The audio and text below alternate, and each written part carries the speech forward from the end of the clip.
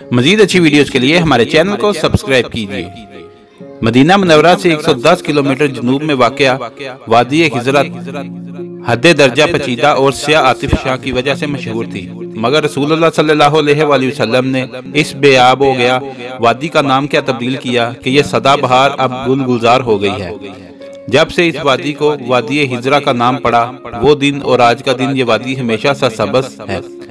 तारीखी रवायात के मुताबिक नबी करीम सल्लल्लाहु अलैहि वसल्लम की तरफ से नाम तब्दील करने से कबल वादी गबरा या वादी इफरत कहा जाता था। जब इस वादी का नाम हिजरत रखा गया था तो वहाँ पानी का नामो निशान तक ना था, मगर आज इसमें मीठे पानी के 9 चश्मे उबलते हैं।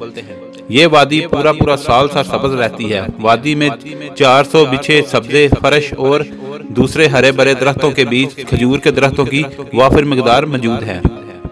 यहाँ पर आबादी बराए नाम है। मुकामी शहरियों का कहना है कि ये वादी खुद बहुत सा सब्ज़ रहती है। इसमें खजूरें उगाने के लिए कोई खास एहतमाम और तवज्जो नहीं दी गई, मगर इसके बावजूद यहाँ खजूर के दरख्तों की बहताब है। एक मुकामी शहरी रकान अल महफली ने बताया कि यहाँ पर रास्तों और दीगर सहूलियात के ना होने के बायस मुकामी आबादी वहाँ से दूर हट रही है।